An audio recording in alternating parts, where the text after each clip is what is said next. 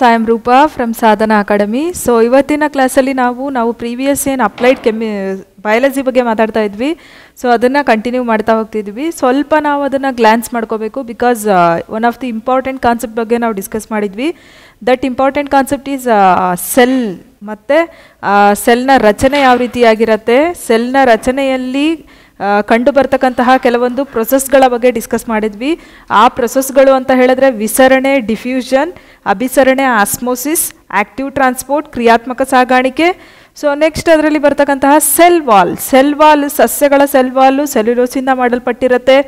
ಬ್ಯಾಕ್ಟೀರಿಯಾಗಳ cell wall ಪೆಪ್ಟಿಡೋಗ್ಲೈಕಾನಿಂದ ಮಾಡಲ್ಪಟ್ಟಿರುತ್ತೆ. Next ಶಿಲೀಂಧ್ರ, ಫಂಗೈ. ಸೊ ಫಂಗೈನ ಸೆಲ್ ವಾಲು ಕೈಟಿನಿಂದ ಮಾಡಲ್ಪಟ್ಟಿರುತ್ತೆ. ನೆಕ್ಸ್ಟು ಆಲ್ಗೆ, ಶೈವಲಗಳ ಸೆಲ್ವಾಲು ಕೊರಾಜಿನ್ ಮತ್ತು ಆಗರಿಂದ ಮಾಡಲ್ಪಟ್ಟಿರುತ್ತೆ. ಸೊ ಇಷ್ಟೂ ಅಂಶಗಳನ್ನು ನಾವು ಒಂದು ಸಲ ಹಾಗೆ ನಮ್ಮ ಕಣ್ಮುಂದೆ ತೊಗೊಂಬರ್ಬೇಕು. ಬಿಕಾಸ್ ನೆನ್ಪಿಟ್ಕೊಳ್ಳೇಬೇಕು. ಯಾಕೆ ಅಂದರೆ ನೆಕ್ಸ್ಟ್ ಕ್ಲಾಸನ್ನು ನಾವು ಕಂಟಿನ್ಯೂ ಮಾಡ್ತಾ ಇದ್ದೀವಿ ಅಂದರೆ ಹಿಂದಿನ ಕ್ಲಾಸನ್ನು ಸ್ವಲ್ಪ ಗ್ಲಾನ್ಸ್ ಮಾಡಿಕೊಂಡು ನೆಕ್ಸ್ಟ್ ಕ್ಲಾಸಿಗೆ ಹೋದರೆ ಚೆನ್ನಾಗಿರುತ್ತೆ. ಸೊ ಇವತ್ತಿನ ಕಾನ್ಸೆಪ್ಟ್ ಅಂದರೆ ಅದರ ಮುಂದುವರೆದ ಭಾಗ. ಸೊ ಸೆಲ್ ಅಂತ ಹೇಳಿದ್ರೆ ಪ್ಲಾಸ್ಮಾ ಮೆಂಬ್ರೇನ್ ಅಂದರೆ ಕೋಶ ಪೊರೆ, ನೆಕ್ಸ್ಟು ಸೈಟೋಪ್ಲಾಸಮ್ ಕೋಶ ದ್ರವ್ಯ, ನೆಕ್ಸ್ಟು ನ್ಯೂಕ್ಲಿಯಸ್ ಕೋಶ ಕೇಂದ್ರ. ಪ್ರಮುಖವಾಗಿ 3 ಭಾಗಗಳು ಕಂಡು ಬರುತ್ತೆ ಅಂತ ಮಾತಾಡಿದ್ವಿ. ಅದರಲ್ಲಿ ಮೊದಲನೇದಾಗಿ ಪ್ಲಾಸ್ಮಾ ಮೆಂಬ್ರೇನಲ್ಲಿ ಆಸ್ಮೋಸಿಸ್ಸು, ಡಿಫ್ಯೂಷನ್ನು, ಆಕ್ಟಿವ್ ಟ್ರಾನ್ಸ್ಪೋರ್ಟು, ಸೆಲ್ವಾಲ್ ಬಗ್ಗೆ ಎಲ್ಲ ಮಾತಾಡಿದ್ವಿ ನಾವು. ಇವತ್ತಿನ ಕ್ಲಾಸಲ್ಲಿ ಅದರ ಮುಂದುವರೆದ ಭಾಗ, ದಟ್ ಮೀನ್ಸ್ ಸೆಲ್ನಲ್ಲಿ ಪ್ರಮುಖವಾಗಿ ಕಂಡು ಬರ್ತಕ್ಕಂತಹ ಎರಡನೇ ಭಾಗ. ಆ ಎರಡನೇ ಭಾಗ ಯಾವುದು ಅಂತ ಹೇಳಿದ್ರೆ ಸೈಟೋಪ್ಲಾಸಮ್ ಕೋಶ ದ್ರವ್ಯ. ಆ ಕೋಶ ದ್ರವ್ಯದಲ್ಲಿ ಕಂಡು ಬರ್ತಕ್ಕಂತಹ ಜೀವಕೋಶದ ಕಣದಂಗಗಳು ಅಂತಕ್ಕಂತಹ very very very important concept ಬಗ್ಗೆ ಡಿಸ್ಕಸ್ ಮಾಡಕ್ಕೆ ಹೋಗ್ತಾ ಇದ್ದೀವಿ. ಅದಕ್ಕೂ ಮುಂಚೆ ಯಾರಿನ್ನೂ ನಮ್ಮ ಚಾನಲ್ನ ಸಬ್ಸ್ಕ್ರೈಬ್ ಮಾಡಿಲ್ಲ, ಎಲ್ಲರೂ ಕೂಡ ಸಬ್ಸ್ಕ್ರೈಬ್ ಮಾಡಿ. ಅದೇ ರೀತಿ ಬೆಲ್ಲೈಕಾನ್ ಪ್ರೆಸ್ ಮಾಡೋ ಮೂಲಕ ನೋಟಿಫೈ ಆಗಿ ಅಂತ ಹೇಳ್ತಾ ಇನ್ಯಾಕೆ ತಡ, ನಮ್ಮ ಕ್ಲಾಸನ್ನು ಸ್ಟಾರ್ಟ್ ಮಾಡೋಣ. ಸೊ ಇಲ್ಲಿ ನಾ ಹೇಳಿದೆ ಪ್ರೀವಿಯಸ್ ಕ್ಲಾಸ್ನ ಸ್ವಲ್ಪ ನಾವು ಏನು ಮಾಡಬೇಕು, ಗ್ಲಾನ್ಸ್ ಮಾಡಬೇಕು ಅಂತ ಹೇಳಿ. Structure of plant and animal cell. So ಇಲ್ಲಿ ನೋಡ್ತಾ ಇದ್ದೀವಿ ಅನಿಮಲ್ ಸೆಲ್ಲು ಮತ್ತು ಪ್ಲ್ಯಾಂಟ್ ಸೆಲ್ಲಲ್ಲಿ ಸೇಮ್ ಸೆಲ್ ಆರ್ಗನಲ್ಸ್ ಕಂಡು ಬರ್ತಾ ಇದೆ. ದಟ್ ಮೀನ್ಸ್ ಜೀವಕೋಶದ ಕಣದಂಗಗಳು. ನೆಕ್ಸ್ಟ್ ಡಿಸ್ಕಸ್ ಮಾಡ್ತೀವಿ ಏನು ಅದ್ರ ಫಂಕ್ಷನ್ಸ್ ಏನು ಅನ್ನೋದ್ರ ಬಗ್ಗೆ. ಜಸ್ಟ್ ಇಲ್ಲಿ ಕಂಪ್ಯಾರಿಸನ್ ಮಾಡ್ತಾ ಹೋಗೋದಾದರೆ ಅಲ್ಲೇನಾಗುತ್ತೆ, ಸೆಲ್ ಮೆಂಬ್ರೇನ್ ಕಂಡು ಬರುತ್ತೆ, ನೆಕ್ಸ್ಟು ರೈಬೋಸೋಮ್ ಕಂಡು ಬರುತ್ತೆ, ಗಾಲ್ಗಿ ಕಾಂಪ್ಲೆಕ್ಸ್ ಕಂಡು ಬರುತ್ತೆ, ನ್ಯೂಕ್ಲಿಯಸ್ ಕಂಡು ಬರುತ್ತೆ, ವೆರಿ ವೆರಿ ಇಂಪಾರ್ಟೆಂಟ್. ಸೈಟೋಪ್ಲಾಸಮ್ ಇವತ್ತಿನ ಕ್ಲಾಸಲ್ಲಿ ಡಿಸ್ಕಸ್ ಮಾಡೋಕೆ ಹೋಗ್ತಿರ್ತಕ್ಕಂತಹ ಕೋಶ ದ್ರವ್ಯ ಕೂಡ ಕಂಡು ಬರುತ್ತೆ. ಸೊ ಇಷ್ಟು ಅಂದರೆ ಒಂದು ಜೀವಿಯ ರಚನಾತ್ಮಕ ಮತ್ತು ಕ್ರಿಯಾತ್ಮಕ ಘಟಕವಾಗಿರ್ತಕ್ಕಂತಹ ಸೆಲ್, ಪ್ಲ್ಯಾಂಟ್ ಮತ್ತು ಅನಿಮಲ್ ಸೆಲ್ನ ರಚನೆ. ಸೊ ಹಾಗಿದ್ರೆ ಆ ಜೀವಕೋಶದ ರಚನೆಯಲ್ಲಿ ಮೊದಲನೇದಾಗಿ ಕಂಡುಬರೋದು ಪ್ಲಾಸ್ಮಾ ಮೆಂಬ್ರೇನ್ ಕೋಶ ಪೊರೆ, ಸೈಟೋಪ್ಲಾಸಮ್ ಕೋಶ ದ್ರವ್ಯ, ನ್ಯೂಕ್ಲಿಯಸ್ ಕೋಶ ಕೇಂದ್ರ. ಸೊ ಇವತ್ತಿನ ಕ್ಲಾಸಲ್ಲಿ ನಾವು ಮಾತಾಡೋಕೆ ಹೋಗ್ತಾ ಇರ್ತಕ್ಕಂತಹ ವಿಷಯ this one, cytoplasm. So cytoplasm refers to the cell content bounded by a cell membrane. So ಅಲ್ಲೇನಾಗುತ್ತೆ ಅಂತ ಹೇಳಿದ್ರೆ ಸೆಲ್ ಮೆಂಬ್ರೇನ್ ಏನಿರುತ್ತೆ, ಸೊ ಅಷ್ಟು ಕೂಡ ಸೆಲ್ ಮೆಂಬ್ರೇನಲ್ಲಿ ಅಂದರೆ ಸೆಲ್ ಒಳಗಡೆ ಏನಾಗಿರುತ್ತೆ, ಕೋಶ ದ್ರವ್ಯ ಹರಡಿಕೊಂಡಿರುತ್ತೆ. ಆ ಕೋಶ ದ್ರವ್ಯದಲ್ಲಿ ಕಂಡು ಬರ್ತಕ್ಕಂತಹ ವಸ್ತುಗಳಿಗೆ ನಾವೇನಂತ ಕರಿತೀವಿ, ಅಲ್ಲಿ ಕಂಡು ಬರ್ತಕ್ಕಂತಹ ಆರ್ಗನಲ್ಸಿಗೆ ಏನಂತ ಕರಿತೀವಿ ಅಂದರೆ ಸೆಲ್ ಆರ್ಗನಲ್ಸ್, ಜೀವಕೋಶದ ಕಣದಂಗಗಳು ಅಂತ ಹೇಳಿ ನಾವು ಹೇಳ್ತೀವಿ. ಸೊ ಆ ಜೀವಕೋಶದ ಕಣದಂಗಗಳು ಸುಮಾರಷ್ಟಿದೆ. ಯಾವ್ಯಾವುದು ಹಾಗಿದ್ರೆ ಅನ್ನೋದನ್ನು ನಾವು ಡಿಸ್ಕಸ್ ಮಾಡ್ತಾ ಹೋಗ್ತೀವಿ. ಅದಕ್ಕೂ ಮುಂಚೆ ಈ ಕೋಶ ದ್ರವ್ಯ ಸೈಟೋಪ್ಲಾಸಮು ಕೋಶ ಪೊರೆ ಅಂದರೆ ಪ್ಲಾಸ್ಮಾ ಮೆಂಬ್ರೇನ್ ಮತ್ತು ಕೋಶ ಕೇಂದ್ರಗಳ ನಡುವೆ ಕಂಡುಬರುತ್ತೆ. ಕೋಶ ಪೊರೆ ಫಸ್ಟ್ ಪಾರ್ಟ್, ಕೋಶ ದ್ರವ್ಯ ಸೆಕೆಂಡ್ ಪಾರ್ಟ್, ಕೋಶ ಕೇಂದ್ರ ಥರ್ಡ್ ಪಾರ್ಟ್. ಅಂದರೆ ಕೋಶ ಪೊರೆ, ಕೋಶ ದ್ರವ್ಯ, ಕೋಶ ಕೇಂದ್ರ 3 ಪಾರ್ಟು ಕಂಡುಬರುತ್ತೆ.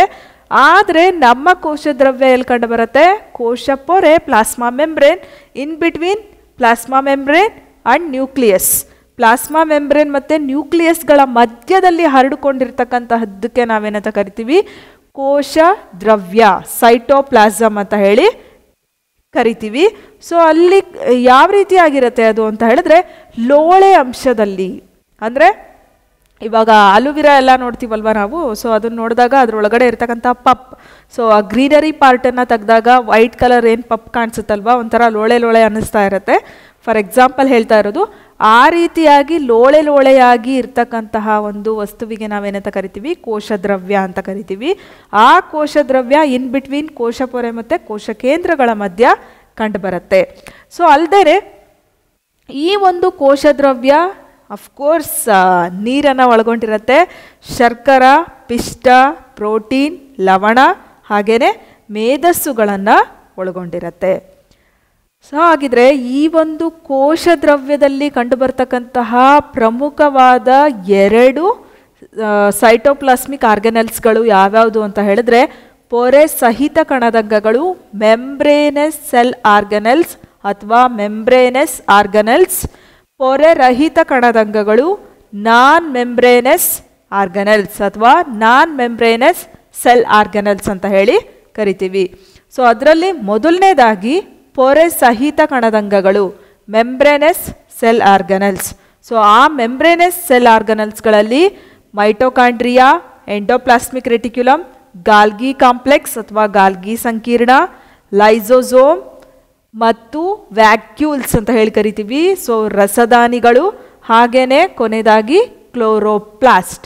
ಸೊ ಇಷ್ಟೂ ಸಹ ಪೊರೆ ಸಹಿತ ಕಣದಂಗಗಳು. ಇಷ್ಟೂ ನೆನ್ಪಿಟ್ಕೋಬೇಕಾ? ನೆನ್ಪಿಟ್ಕೊಳ್ಳೇಬೇಕು. ಹೆಂಗೆ ನೆನ್ಪಿಟ್ಕೋಬೇಕು ಈಸಿಯಾಗಿ ಅನ್ನೋದನ್ನು ನಾನು ಕೊನೆಯಲ್ಲಿ ಹೇಳ್ತೀನಿ. ಸೊ ಇದರಲ್ಲಿ ಪೊರೆ ಸಹಿತದಲ್ಲಿ ಫಸ್ಟ್ ಒನ್ ಮೈಟೋಕಾಂಡ್ರಿಯಾ, ER ಅಂತಲೇ ಕರಿತೀವಿ ಸಿಂಪ್ಲೆಸ್ಟ್ ಫಾರ್ಮಲ್ಲಿ, endoplasmic reticulum, Golgi complex, Golgi ಸಂಕೀರ್ಣ, ಲೈಸೋಸೋಮ್ ಮತ್ತು ವ್ಯಾಕ್ಯೂಲ್ಸ್ ರಸದಾನಿಗಳು ಮತ್ತು ಕೊನೆಯದಾಗಿ ಕ್ಲೋರೋಪ್ಲಾಸ್ಟ್. ಹಾಗಿದ್ರೆ ಮೊದಲನೇದಾಗಿ ನಾವು ನೋಡ್ತಕ್ಕಂತಹ ಪೊರೆ ಸಹಿತ ಮೆಂಬ್ರೇನಸ್ ಸೆಲ್ ಆರ್ಗನಲ್ ಯಾವುದು ಅಂತ ಹೇಳಿದರೆ ಮೈಟೋಕಾಂಡ್ರಿಯಾ. ಸೊ ಇದರಲ್ಲೂ ಸಹ ಅಷ್ಟೇ ನಾವು ಸೂಕ್ಷ್ಮವಾಗಿ ಅಬ್ಸರ್ವ್ ಮಾಡಿದ್ರೆ ಇನ್ನರ್ ಮೆಂಬ್ರೇನು ಇರುತ್ತೆ, ಔಟರ್ ಮೆಂಬ್ರೇನು ಇರುತ್ತೆ. ಇನ್ನರ್ ಮೆಂಬ್ರೇನಲ್ಲಿ ಕೆಲವೊಂದು ಫೋಲ್ಡಿಂಗ್ಸ್ಗಳು ಕಂಡು ಬರುತ್ತೆ. ಸೊ ಆ ಫೋಲ್ಡಿಂಗ್ ಥರ ರಚನೆಗೆ ನಾವೇನಂತ ಕರಿತೀವಿ, ಕ್ರಿಸ್ಟೆ ಅಂತ ಹೇಳಿ ಕರಿತೀವಿ. ಇದನ್ನು ಎಕ್ಸಾಮಲ್ಲಿ ಕೇಳ್ತಾರೆ ಕೂಡ, ನೆನ್ಪಿಟ್ಕೊಳ್ಳೇಬೇಕು. ಬಿಕಾಸ್ ಮೈಟೋಕಾಂಡ್ರಿಯಾದಲ್ಲಿ ಅಂದರೆ ಶಕ್ತಿ ಕೇಂದ್ರ ಅಂತಲೇ ಕರಿತೀವಿ. ಸೊ ಶಕ್ತಿ ಕೇಂದ್ರದಲ್ಲಿ ಕಂಡು ಬರ್ತಕ್ಕಂತಹ ಮಡಿಗೆಯಂತಹ ರಚನೆಗಳಿಗೆ ಏನಂತ ಕರಿತೀವಿ, ಸೊ ಅಲ್ಲಿ ಕ್ರಿಸ್ಟೆ ಅಂತ ಹೇಳಿ ಕರಿತೀವಿ. ಸೊ ಆ ಥರ ಫೋಲ್ಡಿಂಗ್ಸ್ಗಳಿಗೆ ಕ್ರಿಸ್ಟೆ ಅಂತ ಹೇಳಿ ಕರಿತೀವಿ. ಆ ಫೋಲ್ಡಿಂಗ್ಸ್ಗಳ ಮಧ್ಯೆ ಕಂಡುಬರ್ತಕ್ಕಂತಹ ರಚನೆಗೆ ನಾವು ಮ್ಯಾಟ್ರಿಕ್ಸ್ ಅಂತ ಹೇಳಿ ಕರಿತೀವಿ. ಸೊ ಇದಿಷ್ಟು ಕೂಡ ಮೈಟೋಕಾಂಡ್ರಿಯಾದ ರಚನೆ. ಹಾಗಿದ್ರೆ ಮೈಟೋಕಾಂಡ್ರಿಯಾವನ್ನು ನಾವು ಏನಕ್ಕೆ ಅಧ್ಯಯನ ಮಾಡಬೇಕು, ಏನಕ್ಕೆ ನೆನ್ಪಿಟ್ಕೋಬೇಕು? ಸೊ ಮೈಟೋಕಾಂಡ್ರಿಯಾವನ್ನು ಬಯೋಬ್ಲಾಸ್ಟ್ ಅಂತ ಹೇಳಿ ವಿವರಿಸಿದಂತಹ ವಿಜ್ಞಾನಿ ಆಲ್ಟೋಮನ್ ಅಂತ ಹೇಳಿ ಕರಿತೀವಿ. ಬಯೋಬ್ಲಾಸ್ಟ್. ಸೊ ಅಲ್ಲಿ ಬಯೋ ಅಂದರೆ ಜೀವಿ ಅಂತ ಹೇಳಿ ಕರಿತೀವಿ. ಬ್ಲಾಸ್ಟ್ ಸೊ ಸುಮಾರಷ್ಟು ಫಂಕ್ಷನ್ಸ್ಗಳನ್ನು ಏನು ಮಾಡುತ್ತೆ, ಇದು ಸುಮಾರು ಕಾರ್ಯಗಳನ್ನು ನಿರ್ವಹಿಸೋದ್ರಿಂದ ಬಯೋಬ್ಲಾಸ್ಟ್ ಅಂತ ಹೇಳಿ ಕರಿತೀವಿ. ಸೊ ಇದನ್ನು ಮೈಟೋಕಾಂಡ್ರಿಯಾವನ್ನು in the year of 1894, in between 1890 to 1894 ಅಂತ ಹೇಳಿ ಕರಿತೀವಿ. ಆಲ್ಟೋಮನ್ ಅಂತಕ್ಕಂತಹ ವಿಜ್ಞಾನಿ ಏನು ಮಾಡ್ತಾರೆ, ಇದರ ಬಗ್ಗೆ ಅಂದರೆ ಇನ್ನರ್ ವಾಲ್ ಇರುತ್ತೆ, ಔಟರ್ ವಾಲ್ ಇರುತ್ತೆ, ಫೋಲ್ಡಿಂಗ್ಸ್ ಇರುತ್ತೆ. ಫೋಲ್ಡಿಂಗ್ಸಿಗೆ ಕ್ರಿಸ್ಟೆ ಅಂತ ಕರಿತೀವಿ. ನೆಕ್ಸ್ಟು ಕ್ರಿಸ್ಟೆ ಒಳಗಡೆ ಬರ್ತಕ್ಕಂತಹ ಭಾಗಕ್ಕೆ ಮ್ಯಾಟ್ರಿಕ್ಸ್ ಅಂತ ಕರಿತೀವಿ ಅಂತ ಹೇಳಿ ವಿವರಣೆಯನ್ನು ನೀಡಿದಂತಹ ವಿಜ್ಞಾನಿ ಆಲ್ಟೋಮನ್ ಅಥವಾ ಆಲ್ಟ್ಮನ್ ಅಂತ ಕೂಡ ಕರಿತೀವಿ. ಸೊ ಇಲ್ಲಿ ರಿಚರ್ಡ್ ಆಲ್ಟ್ಮನ್ ಇವರು ಜರ್ಮನ್ ಸೈಂಟಿಸ್ಟು. ಅವ್ರು ಏನು ಮಾಡ್ತಾರೆ, ಮೈಟೋಕಾಂಡ್ರಿಯಾವನ್ನು 1890ನಲ್ಲಿ ಡಿಸ್ಕವರ್ ಮಾಡ್ತಾರೆ. ಸೊ ಇದನ್ನು ಕೆಲವೊಂದು ಎಕ್ಸಾಮ್ಗಳಲ್ಲಿ ಇದನ್ನು ಇಸ್ವಿಗಳನ್ನು ಕೊಟ್ಟಿರೋದಿಲ್ಲ. 1890 ಕೊಟ್ಟಿರ್ತಾರೆ, 1894 ಕೊಟ್ಟಿರ್ತಾರೆ. ಅಂದರೆ ಗೋ ಫಾರ್ 1890. ಸೊ ಅಲ್ಲಿ 1890 ಇಲ್ಲ ಅಂದರೆ 1894 is the right answer. So next mitochondria ಅಂತ ಹೇಳಿ ಹೆಸರನ್ನು ನೀಡಿದಂತಹ ವಿಜ್ಞಾನಿ. ಸೊ ಮೈಟೋಕಾಂಡ್ರಿಯಾ ಅಂತ ಹೇಳಿದ್ರೆ ನಾವೇನು ಹೇಳ್ತೀವಿ, ಸೊ ಇದೇನಾಗಿರುತ್ತೆ, ಇನ್ನರ್ ವಾಲ್ ಔಟರ್ ವಾಲನ್ನು ಹೊಂದಿರುತ್ತೆ, ಫೋಲ್ಡಿಂಗ್ಸ್ಗಳನ್ನು ಹೊಂದಿರುತ್ತೆ, ಕ್ರಿಸ್ಟೆ ಇರುತ್ತೆ, ಮ್ಯಾಟ್ರಿಕ್ಸ್ ಇರುತ್ತೆ. ಸೊ ಅದೆಲ್ಲ ನಾವು ರಚನೆಯನ್ನು ನೋಡಿದ್ವಿ. ಸೊ ಆ ರಚನೆಯನ್ನು ನೋಡಿದ ತಕ್ಷಣವೇ ಅದಕ್ಕೆ ಮೈಟೋಕಾಂಡ್ರಿಯಾ ಅಂತ ಹೇಳಿ ಹೆಸರನ್ನು ನೀಡಿದಂತಹ ವಿಜ್ಞಾನಿ very very important, Karl Benda. Don't get be confused because in the year of 1894 Karl Benda ಈ ಒಂದು ರಚನೆಗೆ ಮೈಟೋಕಾಂಡ್ರಿಯಾ ಅಂತ ಹೇಳಿ ಕರಿತೀವಿ ಅಂತ ಹೇಳಿ ಹೆಸರನ್ನು ನೀಡಿದಂತಹ ವಿಜ್ಞಾನಿ. ಬಟ್ ಅದ್ರ ಬಗ್ಗೆ ವಿವರಣೆಯನ್ನು ನೀಡಿದಂತಹ ವಿಜ್ಞಾನಿ ಆಲ್ಟ್ಮನ್. ನಾವು ಜಸ್ಟ್ ಡಿಸ್ಕಸ್ ಮಾಡಿದ್ವಿ ಆಲ್ಟ್ಮನ್. ಸೊ ಇಲ್ಲಿ ಕಾರ್ಲ್ ಬೆಂಡಾ, ಸೊ 1894 ಇವ್ರೇನು ಮಾಡ್ತಾರೆ ಅಂತ ಹೇಳಿದ್ರೆ ಹೆಸರನ್ನು ನೀಡ್ತಾರೆ. ಅಂದರೆ mitochondria, inner Vaalu outer Vaalu ಇರ್ತಕ್ಕಂತಹ ಫೋಲ್ಡಿಂಗ್ಸ್ಗಳನ್ನು ಒಳಗೊಂಡಿರ್ತಕ್ಕಂತಹ ರಚನೆಗೆ ಏನಂತ ಕರೀತಾರೆ ಅಂತ ಹೇಳಿದ್ರೆ ಮೈಟೋಕಾಂಡ್ರಿಯಾ ಅಂತ ಹೇಳಿ ಕರೀತಾರೆ. ಸೊ ನೆಕ್ಸ್ಟ್ ಮೈಟೋಕಾಂಡ್ರಿಯಾ ಏನು ಮಾಡುತ್ತೆ ಅಂತ ಹೇಳಿದ್ರೆ ಆಹಾರ ಆಮ್ಲಜನಕದ ಜೊತೆ ಉತ್ಕರ್ಷಣೆ ಹೊಂದಿ ಶಕ್ತಿ ಬಿಡುಗಡೆಯಾಗುವುದನ್ನು ಉಸಿರಾಟ ಕ್ರಿಯೆ ಅಂತ ಹೇಳಿ ಕರಿತೀವಿ. ಮತ್ತು ಇಲ್ಲಿ ATP ರಿಲೀಸ್ ಆಗತ್ತೆ. ಅಂದರೆ ಗ್ಲೂಕೋಸು ಆಕ್ಸಿಜನ್ ಜೊತೆ ಮಿಕ್ಸ್ ಆದಾಗ ಏನಾಗುತ್ತೆ ಅಂತ ಹೇಳಿದ್ರೆ ಒಂದು ಎನರ್ಜಿ ರಿಲೀಸ್ ಆಗುತ್ತೆ. That energy we call it as ATP, adenosine triphosphate. ATPಯ ವಿಸ್ತೃತ ರೂಪ ಕೇಳ್ಬೋದು. ನೆಕ್ಸ್ಟು ಯಾವಾಗ ATP ರಿಲೀಸ್ ಆಗುತ್ತೆ ಅದನ್ನು ಕೂಡ ಕೇಳ್ಬೋದು. ಎಲ್ಲಿ ATP ರಿಲೀಸ್ ಆಗುತ್ತೆ? ಮೈಟೋಕಾಂಡ್ರಿಯಾದಲ್ಲಿ ರಿಲೀಸ್ ಆಗುತ್ತೆ. That's why power house of the cell ಅಂತೇಳಿ ಮೈಟೋಕಾಂಡ್ರಿಯಾವನ್ನು ಕರೀತಾರೆ. Power house of the cell ಯಾವುದು ಅಂತಲೂ ಕೂಡ ಕೇಳ್ತಾರೆ. ಇಷ್ಟೆಲ್ಲ ಕ್ವಶನ್ಗಳನ್ನು ನೆನ್ಪಿಟ್ಕೋಬೇಕು. ಸೊ ಆನ್ಸರನ್ನು ನೆನ್ಪಿಟ್ಕೋಬೇಕು ಅಂದರೆ ಇಷ್ಟು ಕಾನ್ಸೆಪ್ಟನ್ನು ನೆನ್ಪಿಟ್ಕೋಬೇಕಾಗತ್ತೆ ಫ್ರೆಂಡ್ಸ್. ನೆಕ್ಸ್ಟು ಬೆರಳಿನ ಆಕಾರದ ರಚನೆ ಅಂದರೆ ಫೋಲ್ಡಿಂಗ್ಸ್ ಇತ್ತಲ್ವಾ, ಸೊ ಆ ಫೋಲ್ಡಿಂಗ್ಸಿಗೆ ಕ್ರಿಸ್ಟೆ ಅಂತೇಳಿ ಕರಿತೀವಿ. ಇವು DNA ಮತ್ತು ರೈಬೋಸೋಮ್ಗಳನ್ನು ಹೊಂದಿರುತ್ತೆ. ಡಿಆಕ್ಸಿ ರೈಬೋನ್ಯೂಕ್ಲಿಕ್ ಆ್ಯಸಿಡನ್ನು ಹೊಂದಿರುತ್ತೆ. ಡಿಆಕ್ಸಿ ರೈಬೋನ್ಯೂಕ್ಲಿಕ್ ಆ್ಯಸಿಡ್ನ ಡಬಲ್ ಹೆಲಿಕಲ್ ಸ್ಟ್ರಕ್ಚರನ್ನು ಸ್ಟಡಿ ಮಾಡಿದವರು ಯಾರು ಅಂತ ಹೇಳಿದ್ರೆ ವ್ಯಾಟ್ಸನ್ ಮತ್ತು ಕ್ರಿಕ್ ಅಂತ ಹೇಳಿ ಕರಿತೀವಿ. Ribosome protein factory of a cell ಅಂತ ಹೇಳಿ ಕರಿತೀವಿ. ನೆಕ್ಸ್ಟ್ ಅದ್ರ ಬಗ್ಗೆನೂ ಕೂಡ ಡಿಸ್ಕಸ್ ಮಾಡ್ತೀವಿ. ನೆಕ್ಸ್ಟ್ ಸೆಲ್ ಆರ್ಗನಲ್ ಯಾವುದು ಅಂತ ಹೇಳಿದ್ರೆ ER, ಸಿಂಪಲ್ ಆಗಿ ER ಅಂತ ಹೇಳಿ ಕರಿತೀವಿ, ಎಂಡೋಪ್ಲಾಸ್ಮಿಕ್ ರೆಟಿಕ್ಯುಲಮ್. ಸೊ ಈ ಎಂಡೋಪ್ಲಾಸ್ಮಿಕ್ ರೆಟಿಕ್ಯುಲಮ್ ಏನಾಗುತ್ತೆ ಅಂತ ಹೇಳಿದ್ರೆ ನ್ಯೂಕ್ಲಿಯರ್ ಪೋರನ್ನು ಒಳಗೊಂಡಿರುತ್ತೆ, ನ್ಯೂಕ್ಲಿಯರ್ ಎನ್ವಲೋಪನ್ನು ಒಳಗೊಂಡಿರುತ್ತೆ. ಇದರಲ್ಲಿ ಸ್ಮೂತ್ ಎಂಡೋಪ್ಲಾಸ್ಮಿಕ್ ರೆಟಿಕ್ಯುಲಮ್ ಇರುತ್ತೆ, ರಫ್ ಎಂಡೋಪ್ಲಾಸ್ಮಿಕ್ ರೆಟಿಕ್ಯುಲಮ್ ಇರುತ್ತೆ. ಸೊ ರೈಬೋಸೋಮ್ಸು ಕಂಡುಬರುತ್ತೆ. ಇಷ್ಟೆಲ್ಲ ಸ್ಪೆಷಾಲಿಟಿ ಅಥವಾ ಇಷ್ಟೆಲ್ಲ ಸ್ಪೆಷಲ್ ರಚನೆಯನ್ನು ಹೊಂದಿರತಕ್ಕಂತಹ ಎಂಡೋಪ್ಲಾಸ್ಮಿಕ್ ರೆಟಿಕ್ಯುಲಮನ್ನು ನಾವು ಯಾಕೆ ಸ್ಟಡಿ ಮಾಡಬೇಕು ಅಂತ ಹೇಳಿದ್ರೆ, ಸೊ ಈ ಎಂಡೋಪ್ಲಾಸ್ಮಿಕ್ ರೆಟಿಕ್ಯುಲಮನ್ನು ಅಮೇರಿಕಾದ ವಿಜ್ಞಾನಿ ಪೋರ್ಟರ್ ಅಂತಕ್ಕಂತಹ ವಿಜ್ಞಾನಿ in the year of 1960 to 1961 ಅಲ್ಲಿ ಇನ್ ಬಿಟ್ವೀನ್ ದಟ್ ಏನು ಮಾಡ್ತಾರೆ ಅಂತ ಹೇಳಿದ್ರೆ ಮೊದಲ ಬಾರಿಗೆ ಎಂಡೋಪ್ಲಾಸ್ಮಿಕ್ ರೆಟಿಕ್ಯುಲಮನ್ನು ಕಂಡುಹಿಡಿತಾರೆ. ನೆಕ್ಸ್ಟು ಬೃಹತ್ ಜಾಲರೂಪಿ ಅಂದರೆ ವೆಬ್ ಲೈಕ್ ಸ್ಟ್ರಕ್ಚರನ್ನು ಇದು ಹೊಂದಿರುತ್ತೆ. ಕೋಶ ಪೊರೆಯಿಂದ ಕಿರು ಕೋಶ ಪೊರೆಯವರೆಗೂ ವಿಸ್ತರಣೆ. ಕೋಶ ಪೊರೆ ಪ್ಲಾಸ್ಮಾ ಮೆಂಬ್ರೇನ್ ನಮಗೆ ಗೊತ್ತು. ಕಿರು ಕೋಶ ಪೊರೆಯಲ್ಲಿರುತ್ತೆ. ಹಾಗಾದರೆ ನಮ್ಮ ಸೆಲ್ನ 3ನೇ ಭಾಗ ಕೋಶ ಕೇಂದ್ರ. ಆ ಕೋಶ ಕೇಂದ್ರವನ್ನು ಸುತ್ತುವರಿದಂತಹ ಕೋಶ ಪೊರೆ ಅಂದರೆ ಒಂದು ಸೆಲ್ ಇದೆ ಅಂತ ಹೇಳಿದ್ರೆ ಪ್ಲಾಸ್ಮಾ ಮೆಂಬ್ರೇನ್, ನೆಕ್ಸ್ಟು ಸೈಟೋಪ್ಲಾಸಮ್, ಒಳಗಡೆ ಇರ್ತಕ್ಕಂಥ ನ್ಯೂಕ್ಲಿಯಸ್ನ ಸುತ್ತುವರಿದಂತಹ ಕಿರು ಕೋಶ ಪೊರೆಯಿಂದ ಪ್ಲಾಸ್ಮಾ ಮೆಂಬ್ರೇನ್ನವರೆಗೂ ಏನಾಗಿರುತ್ತೆ, ಹರಡಿಕೊಂಡಿರುತ್ತೆ. ಆ ರೀತಿ ಹರಡಿಕೊಂಡು ಜಾಲ ರೂಪದಲ್ಲಿ ಇರ್ತಕ್ಕಂತಹ ಒಂದು ರಚನೆಗೆ ನಾವೇನಂತ ಕರಿತೀವಿ, ಎಂಡೋಪ್ಲಾಸ್ಮಿಕ್ ರೆಟಿಕ್ಯುಲಮ್, ER ಅಂತ ಹೇಳಿ ಕರಿತೀವಿ. ಇದನ್ನು ಅಮೇರಿಕಾದ ವಿಜ್ಞಾನಿ ಪೋರ್ಟರ್ 1960-61ರಲ್ಲಿ ಕಂಡುಹಿಡಿತಾರೆ. ಮತ್ತು ಸಂಪರ್ಕ ವ್ಯವಸ್ಥೆಯನ್ನು ಏರ್ಪಡಿಸುತ್ತೆ. ಏನು ಸಂಪರ್ಕ ವ್ಯವಸ್ಥೆ? ನಾನು ಇವಾಗ ಹೇಳಿದೆ, ಪ್ಲಾಸ್ಮಾ ಮೆಂಬ್ರೇನಿಂದ ನ್ಯೂಕ್ಲಿಯಸ್ನ ಕಿರುಕೋಶ ಪೊರೆವರೆಗೂ ಹರಡಿಕೊಂಡಿರತ್ತೆ. ಸೊ ಇನ್ ಬಿಟ್ವೀನ್ ದಟ್ ಇರ್ತಕ್ಕಂತಹ ಸೆಲ್ ಆರ್ಗನಲ್ಸ್ಗೆ ಏನು ಮಾಡುತ್ತೆ, ಅದು ಒಂದು ಸಂಪರ್ಕ ವ್ಯವಸ್ಥೆಯನ್ನು ಏರ್ಪಡಿಸುತ್ತೆ. ಇದರಲ್ಲಿ smooth endoplasmic reticulum, rough endoplasmic reticulum ಇರುತ್ತೆ. ಇಲ್ಲಿ ಮತ್ತೆ ಕನ್ಫ್ಯೂಸ್ ಮಾಡ್ಕೊಳ್ಳೋ ಅವಶ್ಯಕತೆ ಇಲ್ಲ. ಬಿಕಾಸ್ ಇಲ್ಲಿ ಕನ್ಫ್ಯೂಸ್ ಆಗುತ್ತೆ, ಮತ್ತೇನು ಸ್ಮೂತ್ ಮತ್ತು ರಫ್ ಅಂತ ಹೇಳಿ ಏನೂ ಇಲ್ಲ. ಅದೇನು ಜಾಲರೂಪದ ವ್ಯವಸ್ಥೆ ಇರುತ್ತಲ್ವ ಎಂಡೋಪ್ಲಾಸ್ಮಿಕ್ ರೆಟಿಕ್ಯುಲಮ್ಮು, ಕೆಲವು ಭಾಗದಲ್ಲಿ ಮಾತ್ರ ರೈಬೋಸೋಮ್ಗಳು ಅಂಟ್ಕೊಂಡಿರುತ್ತೆ. ನಾವು ಮತ್ತೆ ಚಿತ್ರವನ್ನು ಅಬ್ಸರ್ವ್ ಮಾಡೋದಾದರೆ ಇಲ್ಲಿ ನೋಡ್ತಾ ಇದ್ದೀವಿ ನಾವು, ಚುಕ್ಕೆ ಚುಕ್ಕೆ ಆಕಾರದಲ್ಲಿ ಕಂಡು ಬರ್ತಾ ಇದೆ ರೈಬೋಸೋಮ್ಸ್. ಸೊ ಯಾವ ಭಾಗದಲ್ಲಿ ರೈಬೋಸೋಮ್ಗಳು ಎಂಡೋಪ್ಲಾಸ್ಮಿಕ್ ರೆಟಿಕ್ಯುಲಮ್ಗೆ ಅಂಟ್ಕೊಂಡಿರತ್ತೋ ಅದಕ್ಕೆ ನಾವೇನಂತ ಕರಿತೀವಿ, ಒರಟು ಎಂಡೋಪ್ಲಾಸ್ಮಿಕ್ ರೆಟಿಕ್ಯುಲಮ್ ಅಥವಾ ರಫ್ ಎಂಡೋಪ್ಲಾಸ್ಮಿಕ್ ರೆಟಿಕ್ಯುಲಮ್ ಅಂತ ಕರಿತೀವಿ. ಯಾವ ಭಾಗದಲ್ಲಿ ರೈಬೋಸೋಮ್ ಅಂಟ್ಕೊಂಡಿರಲ್ವೋ ಅದಕ್ಕೆ ನಾವು ಸ್ಮೂತ್ ಎಂಡೋಪ್ಲಾಸ್ಮಿಕ್ ರೆಟಿಕ್ಯುಲಮ್ ಅಂತ ಕರಿತೀವಿ. ಸೊ ಅಲ್ಲಿ ಕನ್ಫ್ಯೂಸ್ ಮಾಡ್ಕೊಳ್ಳೋ ಅವಶ್ಯಕತೆ ಇಲ್ಲ. ಕೋಶೀಯ ಸಾಗಾಣಿಕೆ, ಕಿಣ್ವ ಚಟುವಟಿಕೆಗಳಲ್ಲೂ ಸಹ ಇದು ಪಾಲ್ಗೊಳ್ಳುತ್ತೆ. ಎಂಜೈಮಟಿಕ್ ರಿಯಾಕ್ಷನ್ಗಳಲ್ಲೂ ಸಹ ಏನು ಮಾಡುತ್ತೆ, ಎಂಡೋಪ್ಲಾಸ್ಮಿಕ್ ರೆಟಿಕ್ಯುಲಮ್ ಭಾಗವಹಿಸುತ್ತೆ. So the next one, Golgi complex, Golgi ಸಂಕೀರ್ಣ.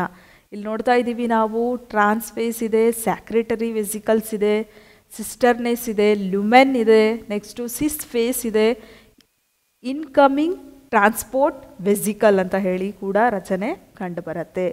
ಸೊ ಹಾಗಿದ್ರೆ ಇಷ್ಟೆಲ್ಲ ರಚನೆಯನ್ನು ಒಳಗೊಂಡಿರ್ತಕ್ಕಂತಹ ಗಾಲ್ಗಿ ಕಾಂಪ್ಲೆಕ್ಸನ್ನು in the year of 1897 Camillo Golgi ಅಂತಕ್ಕಂತಹ ವಿಜ್ಞಾನಿ ಕಂಡುಹಿಡಿತಾರೆ. ಇದನ್ನು ಒಂದು ರಾಸಾಯನಿಕ ಕಾರ್ಖಾನೆ ಅಂತ ಹೇಳಿ ಕೂಡ ನಾವು ಕರಿತೀವಿ. ಯಾಕೆ ರಾಸಾಯನಿಕ ಕಾರ್ಖಾನೆ ಅಂತ ಹೇಳಿ ಕರಿತೀವಿ ಅಂತ ಹೇಳಿದ್ರೆ, ಇಲ್ಲಿ ಗಾಲ್ಗಿ ಕಾಂಪ್ಲೆಕ್ಸಲ್ಲಿ ಇರ್ತಕ್ಕಂತಹ ವೆಸಿಕಲ್ಸು ಏನು ಮಾಡುತ್ತೆ, ತಮ್ಮದೇ ಆಗಿರ್ತಕ್ಕಂತಹ ನಿರ್ದಿಷ್ಟವಾದ ಕಾರ್ಯವನ್ನು ನಿರ್ವಹಿಸುತ್ತೆ. ನೆಕ್ಸ್ಟು ರೈಬೋಸೋಮ್ ಉತ್ಪತ್ತಿ ಮಾಡಿರ್ತಕ್ಕಂತಹ ಪ್ರೋಟೀನನ್ನು ಸಂಶ್ಲೇಷಣೆ ಮಾಡುತ್ತೆ. ಸಿಂಥೆಸಿಸ್ ಆಫ್ ಪ್ರೋಟೀನ್ ಅಂತ ಹೇಳಿ ಕರಿತೀವಿ. Ribosome protein factory. ಓಕೆ, ಆ ರೈಬೋಸೋಮ್ ಯಾವ ಭಾಗ ಕಂಡುಕೊಂಡಿರುತ್ತೋ ಅದಕ್ಕೆ ನಾವು ಒರಟು ಎಂಡೋಪ್ಲಾಸ್ಮಿಕ್ ರೆಟಿಕ್ಯುಲಮ್ ಅಂತ ಕರೆದ್ವಿ. ಆ ರೈಬೋಸೋಮ್ ರಿಲೀಸ್ ಮಾಡಿದಂತಹ ಪ್ರೋಟೀನನ್ನು ಸಿಂಥಸೈಸ್ ಮಾಡೋದು, ಸಂಶ್ಲೇಷಣೆ ಮಾಡೋರು ಯಾರು ಅಂತ ಹೇಳಿದ್ರೆ ಗಾಲ್ಗಿ ಕಾಂಪ್ಲೆಕ್ಸ್. ನೆಕ್ಸ್ಟು ಇದು ಕೋಶ ಪಟ್ಟಿಯನ್ನು ಅಥವಾ ಸೆಲ್ ಪ್ಲೇಟನ್ನು ತಯಾರಿಸೋದಕ್ಕೆ ಹೆಲ್ಪ್ ಮಾಡುತ್ತೆ. ಯಾವಾಗ? ಸೆಲ್ ಡಿವಿಷನ್ ಟೈಮಲ್ಲಿ ಸೆಲ್ ಪ್ಲೇಟ್ಗಳ ರಚನೆ ಅಥವಾ ಕೋಶ ಪಟ್ಟಿಯ ರಚನೆಯನ್ನು ತಯಾರು ಮಾಡೋದಕ್ಕೆ ಹೆಲ್ಪ್ ಮಾಡುತ್ತೆ. This is all about Golgi complex or Golgi ಸಂಕೀರ್ಣ. Next one lysosome. ಲೈಸೋಸೋಮ್ ನೋಡೋಕ್ಕೆ ಫುಲ್ ಅಟ್ರಾಕ್ಟಿವ್ ಆಗಿದೆ, ಬಿಕಾಸ್ ಅಲ್ಲೇನಾಗಿದೆ ಅಂತ ಹೇಳಿದ್ರೆ ಒಂದು ಮೆಂಬ್ರೇನ್ ಸುತ್ತುವರೆದಿದೆ, ಅದಾದಮೇಲೆ ಲಿಪಿಡ್ ಲೇಯರ್ ಇದೆ. Next glycose related membrane transport the protein, ಇದು ಕೂಡ ಪ್ರೋಟೀನನ್ನು ಟ್ರಾನ್ಸ್ಪೋರ್ಟ್ ಮಾಡೋದಕ್ಕೆ ಹೆಲ್ಪ್ ಮಾಡುತ್ತೆ. Next very very important part, hydrolytic enzyme mixture. So ಇದು ಹೈಡ್ರೋಲೈಟಿಕ್ ಎಂಜೈಮ್ ಅಥವಾ ಹೈಡ್ರೋಲೈಟಿಕ್ ಜಲ ವಿಭಜಕ ಕಿಣ್ವ ಅಂತ ಹೇಳಿ ಕರಿತೀವಿ. This is very very important. ಯಾಕೆ ಇಂಪಾರ್ಟೆಂಟ್ ಅಂತ ಹೇಳಿದ್ರೆ, ಮೊದಲನೇದಾಗಿ ಬೆಲ್ಜಿಯಂನ ಕ್ರಿಸ್ಟಿಯನ್ ಡೆ ಡುವೆ ಅಂತಕ್ಕಂತಹ ವಿಜ್ಞಾನಿ ಇನ್ ದ ಇಯರ್ ಆಫ್ 1949 ಇದನ್ನು ಪತ್ತೆ ಹಚ್ತಾರೆ. ನೆಕ್ಸ್ಟು ಜೀರ್ಣಕ್ರಿಯೆ, ಡೈಜೆಸ್ಟಿವ್ ಸಿಸ್ಟಮ್, ಡೈಜೆಷನ್ ಕರೆಕ್ಟಾಗಿ ನಡೆಯೋದಕ್ಕೆ ಹೆಲ್ಪ್ ಮಾಡೋರು lysosome. Next hydrolyse enzyme, hydrolytic enzyme ಅಂತ ಹೇಳಿ ಕರೆದೆ ನಾನು, ಜಲ ವಿಭಜಕ ಕಿಣ್ವಗಳು. ಈ ಜಲ ವಿಭಜಕ ಕಿಣ್ವಗಳು ತನ್ನದೇ ಆಗಿರ್ತಕ್ಕಂತಹ ಮುದಿ ಜೀವಕೋಶಗಳನ್ನು ಏನು ಮಾಡುತ್ತೆ, ಕೊಲ್ಲಲ್ಪಡತ್ತೆ. ಅಂದರೆ ಇವಾಗ ವರ್ಕ್ ಮಾಡಿ ಮಾಡಿ ಮಾಡಿ ಸುಸ್ತಾಗಿರ್ತಕ್ಕಂತಹ ಕೋಶಗಳು, ಲೈಸೋಸೋಮ್ಗಳು ತಾವಾಗೇ ತಾವು ಏನು ಮಾಡುತ್ತೆ, ಸೂಸೈಡ್ ಮಾಡ್ಕೊಳ್ಳುತ್ತೆ, ಕೊಲ್ಲಲ್ಪಡತ್ತೆ. ಅದಕ್ಕೋಸ್ಕರ ಏನಂತ ಕರೀತಾರೆ, suicide bag of the cell, ಜೀವಕೋಶದ ಆತ್ಮಹತ್ಯಾ ಸಂಚಿ ಅಂತ ಹೇಳಿ ಯಾವ ಜೀವಕೋಶದ ಕಣದಂಗವನ್ನು ಕರೀತಾರೆ, ಲೈಸೋಸೋಮ್. ಸೊ ಈ ಲೈಸೋಸೋಮನ್ನು ಇನ್ ದ ಇಯರ್ ಆಫ್ 1949 ಬೆಲ್ಜಿಯಂನ ವಿಜ್ಞಾನಿ ಕ್ರಿಸ್ಟಿಯನ್ ಡೆ ಡುವೆ ಅಂತಕ್ಕಂತಹ ವಿಜ್ಞಾನಿ ಕಂಡುಹಿಡಿತಾರೆ. Next one vacuole. ಸೊ ಈ ವ್ಯಾಕ್ಯೂಲಲ್ಲಿ ಏನಾಗಿರುತ್ತೆ ಅಂತ ಹೇಳಿದ್ರೆ ರಸದಾನಿ. ಸೊ ಇಲ್ಲಿ ಬ್ಲೂಯಿಶ್ ಕಲರಲ್ಲಿ ಏನು ಕಂಡು ಬರ್ತಾ ಇದೆ ಅದಕ್ಕೆ ನಾವೇನಂತ ಕರಿತೀವಿ, ವ್ಯಾಕ್ಯೂಲ್ ಅಂತ ಹೇಳಿ ಕರಿತೀವಿ. ಸಸ್ಯ ಜೀವಕೋಶದಲ್ಲಿ ದೊಡ್ಡದಾಗಿ ಹೆಚ್ಚಿನ ಸಂಖ್ಯೆಯಲ್ಲಿ ಕಂಡುಬರುತ್ತೆ. ನೆಕ್ಸ್ಟು ಟೋನೋಪ್ಲಾಸ್ಟ್ ಅಂತಕ್ಕಂತಹ ಒಂದು ಮೆಂಬ್ರೇನಿಂದ ಇದು ಸುತ್ತುವರಿಯಲ್ಪಟ್ಟಿರುತ್ತೆ. ಅದರ್ವೈಸ್ ಸೆಲ್ ವಾಲ್ ಇರುತ್ತೆ, ಸೈಟೋಪ್ಲಾಸಮ್ ಇರುತ್ತೆ, ಸೆಲ್ ಮೆಂಬ್ರೇನ್ ಇರುತ್ತೆ.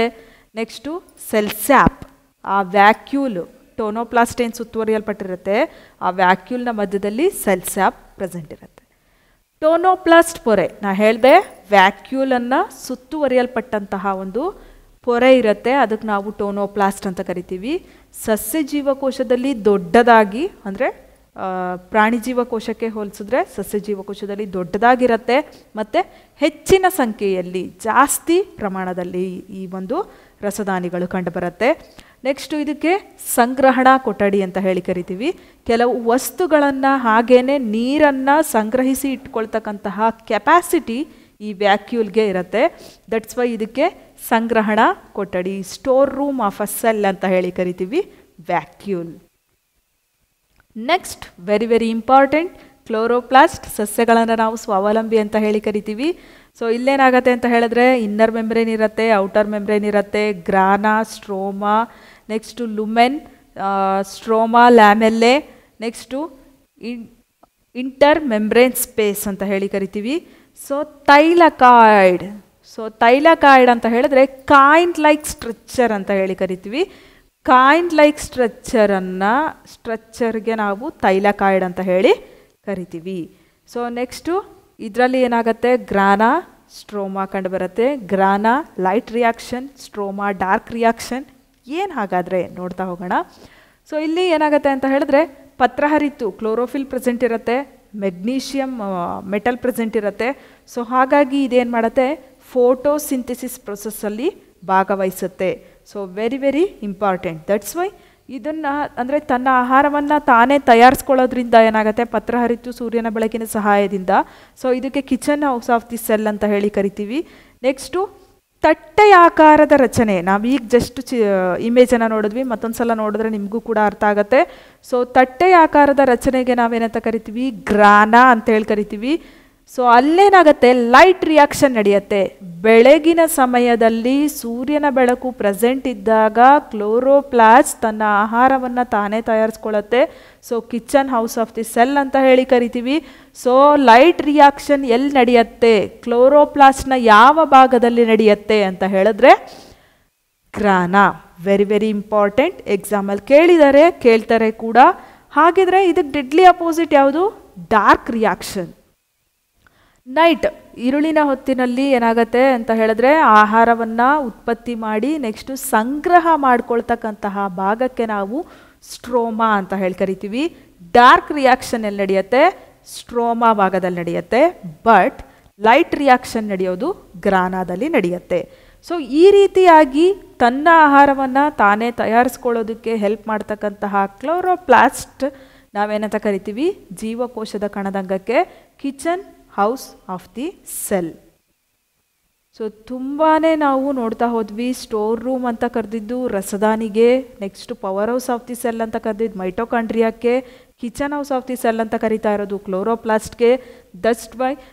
ದಟ್ಸ್ ವೈ ನಾವೇನು ಮಾಡಬೇಕು ಅಂತ ಹೇಳಿದ್ರೆ, ಯಾವ ಸೆಲ್ ಆರ್ಗನಲ್ಲನ್ನು ಯಾವ ವಿಜ್ಞಾನಿಗಳು ಕಂಡುಹಿಡಿದ್ರು, ಸೊ ಅದಕ್ಕೆ ಪೆಟ್ ನೇಮ್ ಅಥವಾ ಅದರ ಒಂದು ಕಾರ್ಯವನ್ನು ಕುರಿತು ನಾವು ಏನಂತ ಕರಿತೀವಿ ಅನ್ನೋದನ್ನು ಕೂಡ ನೆನ್ಪಿಟ್ಕೋಬೇಕಾಗತ್ತೆ. ನೆಕ್ಸ್ಟ್ ನಾವು ಬರ್ತಾ ಇದ್ದೀವಿ ಪೊರೆ ರಹಿತ ಕಣದಂಗಗಳು. ಇಷ್ಟೊತ್ತು ನಾವು ಮಾತಾಡಿದ್ದು ಪೊರೆ ಸಹಿತ ಕಣದಂಗಗಳು, ಮೆಂಬ್ರೇನಸ್ ಸೆಲ್ ಆರ್ಗನಲ್ಸ್. ಸೊ ಇವಾಗ ಮಾತಾಡ್ತಿದ್ದೀವಿ ನಾನ್ ಮೆಂಬ್ರೇನಸ್ ಆರ್ಗನಲ್ಸ್ ಅಥವಾ ನಾನ್ ಮೆಂಬ್ರೇನಸ್ ಸೆಲ್ ಆರ್ಗನಲ್ಸ್ ಬಗ್ಗೆ ಮಾತಾಡ್ತಾ ಇದ್ದೀವಿ. Non membranous cell organelles ribosome, centrosome. ಎಕ್ಸಾಮಲ್ಲಿ ನಾನು ಹೇಳಿದೆ ಹೆಂಗೆ ನೆನ್ಪಿಟ್ಕೋಬೇಕು ಅಂತ, ಕೊನೆಯಲ್ಲಿ ಹೇಳ್ತೀನಿ ಅಂತ. ಎಕ್ಸಾಮಲ್ಲಿ ಏನು ಮಾಡ್ತಾರೆ ಅಂತ ಹೇಳಿದ್ರೆ, ಕೆಲವೊಂದು ಆರ್ಗನಲ್ಸನ್ನು ಕೊಡ್ತಾರೆ, ಪಟ್ಟಿಯನ್ನು ಕೊಡ್ತಾರೆ. ಇದರಲ್ಲಿ ಯಾವುದು ಪೊರೆ ರಹಿತ ಕಣದಂಗ ಅಥವಾ ಇದರಲ್ಲಿ ಯಾವುದು ಪೊರೆ ಸಹಿತ ಕಣದಂಗ ಅಲ್ಲ. ಸೊ ಇದರಲ್ಲಿ ಯಾವುದು ಪೊರೆ ರಹಿತ ಕಣದಂಗ ಅಲ್ಲ. ಯಾವ ರೀತಿ ನಾವು ಕ್ವಶನ್ ಕೇಳಿ ನಾವು ಈಸಿಯಾಗಿ ನೆನ್ಪಿಟ್ಕೋಬೋದು. ಬಿಕಾಸ್ ಮೆಂಬ್ರೇನಸ್ ಆರ್ಗನಲ್ಸಲ್ಲಿ mitochondria, Golgi complex, vacuoles, chloroplast ಅದೆಲ್ಲ ಕಂಡುಬರುತ್ತೆ. ಬಟ್ ಪೊರೆ ರಹಿತದಲ್ಲಿ ರೈಬೋಸೋಮ್ ಮತ್ತು ಸೆಂಟ್ರೋಸೋಮ್ ಅಥವಾ ಸೆಂಟ್ರಿಯೋಲ್ ಮಾತ್ರ ಕಂಡುಬರುತ್ತೆ. ಸೊ ಇದನ್ನು ಈಸಿಯಾಗಿ ನೆನ್ಪಿಟ್ಕೋಬೋದು. ಪೊರೆ ರಹಿತ ಕಣದಂಗ ನಮಗೆ ಗೊತ್ತಿತ್ತು ಅಂದರೆ ಉಳಿದಿದ್ದೆಲ್ಲದೂ ಸಹ ಏನಾಗಿರುತ್ತೆ, ಪೊರೆ ಸಹಿತ ಕಣದಂಗ ಆಗಿರುತ್ತೆ. ಈ ರೀತಿಯಾಗಿ ನೆನ್ಪಿಟ್ಕೋಬೋದು. First one ribosome, protein factory of a cell ಅಂತ ಹೇಳಿ ಕರಿತೀವಿ. ಪ್ರೋಟೀನ್ನ ಕಾರ್ಖಾನೆ ಯಾವುದು, ಜೀವಕೋಶದ ಯಾವ ಕಣದಂಗಕ್ಕೆ ಪ್ರೋಟೀನ್ ಕಾರ್ಖಾನೆ ಅಂತ ಹೇಳಿ ಕರಿತೀವಿ ಅಂತ ಹೇಳಿ ಕೇಳಿದಾಗ ರೈಬೋಸೋಮ್ಗೆ ಕರಿತೀವಿ. ಸೊ ಇದರಲ್ಲಿ ಏನಾಗಿರುತ್ತೆ, ನಾವು ನೋಡ್ತಾ ಇದ್ದೀವಿ ರಫ್ ಎಂಡೋಪ್ಲಾಸ್ಮಿಕ್ ರೆಟಿಕ್ಯುಲಮ್ ಬಗ್ಗೆ ಹೇಳ್ತಾ ಇದ್ದಾರೆ. ಬಿಕಾಸ್ ಎಂಡೋಪ್ಲಾಸ್ಮಿಕ್ ರೆಟಿಕ್ಯುಲಮ್ ERಗೆ ಅಂಟ್ಕೊಂಡಿರುತ್ತೆ ರೈಬೋಸೋಮ್ಸು. ಅಂಟ್ಕೊಂಡಿದ್ದೇನು ಮಾಡುತ್ತೆ, ಪ್ರೋಟೀನ್ ಸಿಂಥೆಸಿಸನ್ನು ಮಾಡುತ್ತೆ, ಪ್ರೋಟೀನ್ನ ಸಂಶ್ಲೇಷಣೆಯನ್ನು ಮಾಡುತ್ತೆ. ಸೊ ಈ ರೈಬೋಸೋಮ್ಗಳ ಕೆಲಸ ಏನು ಅಂದರೆ ಪ್ರೋಟೀನ್ನ ಸಂಶ್ಲೇಷಣೆ. ಸೊ ಹಾಗಿದ್ರೆ ಈ ಒಂದು ರೈಬೋಸೋಮ್ನ ರೊಮೇನಿಯಾದ ವಿಜ್ಞಾನಿ ಜಾರ್ಜ್ ಪಲೇಡ್ ಅಂತಕ್ಕಂತಹ ವಿಜ್ಞಾನಿ ಇನ್ ದ ಇಯರ್ ಆಫ್ 1955ನಲ್ಲಿ ಕಂಡುಹಿಡಿತಾರೆ. ಅತ್ಯಂತ ಚಿಕ್ಕ ಕಣದಂಗ ಅಂತ ಹೇಳಿ ನಾವು ಕರಿತೀವಿ. ಸಸ್ಯಗಳಲ್ಲಿ ಅತ್ಯಂತ ದೊಡ್ಡ ಕಣದಂಗ ಯಾವುದು, ವ್ಯಾಕ್ಯೂಲ್, ರಸದಾನಿ ಅಂತ ಕರೆದ್ವಿ ನಾವು. ಇದರಲ್ಲಿ ರೈಬೋಸೋಮು ಅತ್ಯಂತ ಚಿಕ್ಕ ಕಣದಂಗ, ಪೊರೆ ರಹಿತ ಚಿಕ್ಕ ಕಣದಂಗ ರೈಬೋಸೋಮ್. ಸೊ ಇದು ಪ್ರೋಟೀನನ್ನು ಸಂಶ್ಲೇಷಣೆ ಮಾಡೋದಕ್ಕೆ, ಪ್ರೋಟೀನ್ ಸಿಂಥೆಸಿಸ್ ಮಾಡೋದಕ್ಕೆ ಇದಕ್ಕೇನಂತ ಕರಿತೀವಿ, ಪ್ರೋಟೀನ್ ಕಾರ್ಖಾನೆ ಅಂತ ಹೇಳಿ ಕರಿತೀವಿ. ಹಾಗೆ ನಯ ಮತ್ತು ಒರಟಾಗಿರುತ್ತೆ. ಇದು ಕೂಡ ಸ್ಮೂತ್ ಮತ್ತು ರಫ್ ರೈಬೋಸೋಮ್ಸ್ಗಳು ಕೂಡ ಕಂಡುಬರುತ್ತೆ. ನೆಕ್ಸ್ಟ್ ಒನ್ ಸೆಂಟ್ರೋಸೋಮ್ ಅಥವಾ ಸೆಂಟ್ರಿಯೋಲ್. ಸೆಂಟ್ರಿಯೋಲ್ ಅಂದ ತಕ್ಷಣ ಏನಾಗುತ್ತೆ, ಸೆಲ್ ಡಿವಿಷನಲ್ಲಿ ಹೆಲ್ಪ್ ಮಾಡುತ್ತೆ. ಸೆಲ್ ಡಿವಿಷನ್ ಅಂದ ತಕ್ಷಣ ನಮಗೆ ನೆನಪಾಗುತ್ತೆ ಗುಂಪು ಗುಂಪಾದ ರಚನೆ ಇತ್ತು ಅಂತ ಹೇಳಿದ್ರೆ ನಾವು ಆಲ್ರೆಡಿ ಸೆಲ್ ಬಯಾಲಜಿನಲ್ಲಿ ಮಾತಾಡಿದ್ದೀವಿ ಥಿಯರಿ ಕ್ಲಾಸಲ್ಲಿ. ಬಟ್ ಇಲ್ಲಿ ಸಪ್ರೇಟಾಗಿ ಹೇಳ್ತಾ ಇರೋದ್ರಿಂದ ಮತ್ತೊಂದು ಸಲ ನೆನ್ಪು ಮಾಡ್ತೀನಿ. ಗುಂಪು ಗುಂಪಾಗಿ ಇತ್ತು ಅಂತ ಹೇಳಿದ್ರೆ ಅಲ್ಲೇನಾಗಿರುತ್ತೆ ಅಂತ ಹೇಳಿದ್ರೆ ಒಂಥರ ಈ ನೂಡಲ್ಸ್ ಯಾವ ರೀತಿ ಅಂಟ್ಕೊಂಡಿರುತ್ತೋ ಆ ರೀತಿಯಾಗಿ ಎಳೆ ಎಳೆಗಳು ಅಂಟ್ಕೊಂಡಿರುತ್ತೆ. ಫ್ರೋಫೇಸ್ ಅಂತ ಕರಿತೀವಿ. ನೆಕ್ಸ್ಟು ಅನಾಫೇಸ್, ಫ್ರೋಫೇಸ್, ಅನಾಫೇಸ್, ಮೆಟಾಫೇಸ್ ಮತ್ತು ಟೀಲೋಫೇಸ್ ಅಂತೇಳಿ ಕೋಶ ವಿಭಜನೆ ಒನ್ ಬೈ ಒನ್ ಆಗ್ತಾ ಬರುತ್ತೆ. ಸೊ ಈ ಒಂದು ಸೆಂಟ್ರಿಯೋಲ್ ಅಥವಾ ಸೆಂಟ್ರೋಸೋಮನ್ನು ಬೆಲ್ಜಿಯಂನ ಬೆನಿಡಿನೆ ಅಂತಕ್ಕಂತಹ ವಿಜ್ಞಾನಿ ಇನ್ ದ ಇಯರ್ ಆಫ್ 1833ನಲ್ಲಿ ಕಂಡುಹಿಡಿತಾರೆ. ನೆಕ್ಸ್ಟು ಪ್ರಾಣಿ ಜೀವಕೋಶಗಳಲ್ಲಿ ಮಾತ್ರ ಕಂಡುಬರುತ್ತೆ ಸೆಂಟ್ರೋಸೋಮ್. ನೆಕ್ಸ್ಟು ಕೋಶ ವಿಭಜನೆಯ ನಿಯಂತ್ರಣ. ಸೊ ಇಲ್ಲಿ ಮೈಟಾಸಿಸ್, ಮಿಯಾಸಿಸ್ ಅಂತಕ್ಕಂತಹ ಒಂದು ಕೋಶ ವಿಭಜನೆ ನಡೀತಾ ಹೋಗುತ್ತೆ. ನೆಕ್ಸ್ಟು ಆ ಒಂದು ಕೋಶ ವಿಭಜನೆ ಪ್ರಾಣಿ ಜೀವಕೋಶದಲ್ಲಿ ಕಂಡುಬರುತ್ತೆ. ಸೊ ಇಂತಹ ಒಂದು ಸ್ಪೆಷಲ್ ಪ್ರಕ್ರಿಯೆ ನಡೆಯುತ್ತೆ. ಸೊ ಇದಕ್ಕೆ ನಾವು ಸೆಂಟ್ರೋಸೋಮ್ ಅಂತ ಕರಿತೀವಿ, ಸೆಂಟ್ರಿಯೋಲ್ ಅಂತ ಕರಿತೀವಿ ಅಂತ ಹೇಳಿ ಫಸ್ಟ್ ಟೈಮ್ ಗುರುತಿಸಿದಂತಹ ವಿಜ್ಞಾನಿ ಬೆಲ್ಜಿಯಂನ ಬೆನಿಡಿನೆ ಇನ್ ದ ಇಯರ್ ಆಫ್ 1833. ಇಷ್ಟಲ್ದೇ ಅಲ್ಲಿ ನಿರ್ಜೀವ ವಸ್ತುಗಳು ಸಹ ಕಂಡುಬರುತ್ತೆ. ಸೊ ಇಲ್ಲಿ ಇಷ್ಟೊತ್ತು ನಾವೇನು ಮಾತಾಡಿದ್ವಿ ಸೆಲ್ ಆರ್ಗನಲ್ಸು, ನಿರ್ಜೀವ ವಸ್ತುಗಳು ಸಹ ಅದ್ರ ಜೊತೆ ಕಂಡುಬರುತ್ತೆ. ಪಿಷ್ಟ, ತೈಲದ ಹನಿಗಳು, ಆಮೇಲೆ ಕ್ಯಾಲ್ಶಿಯಂ ಕಾರ್ಬೋನೇಟ್, ಕ್ಯಾಲ್ಶಿಯಂ ಆಕ್ಸಾಲೇಟ್ಗಳು ಕಂಡುಬರುತ್ತೆ. ಸೊ ಅದು ಕೂಡ ಏನಾಗುತ್ತೆ, ವಿಸರ್ಜನೆಯಾಗಿ ಹೊರಗಡೆ ಹೋಗುತ್ತೆ. This is all about membranous cell organelles. Cytoplasm ಕೋಶ ದ್ರವ್ಯ, ಆ ಕೋಶ ದ್ರವ್ಯದಲ್ಲಿ ಕಂಡುಬರ್ತಕ್ಕಂತಹ ಮೆಂಬ್ರೇನಸ್ ಸೆಲ್ ಆರ್ಗನಲ್ಸ್ ಪೊರೆ ಸಹಿತ ಕಣದಂಗಗಳು ಮತ್ತು ನಾನ್ ಮೆಂಬ್ರೇನಸ್ ಸೆಲ್ ಆರ್ಗನಲ್ಸ್ ಪೊರೆ ರಹಿತ ಕಣದಂಗಗಳು, ribosome, centrosome. This is all about today's class. Thank you so much for watching this video.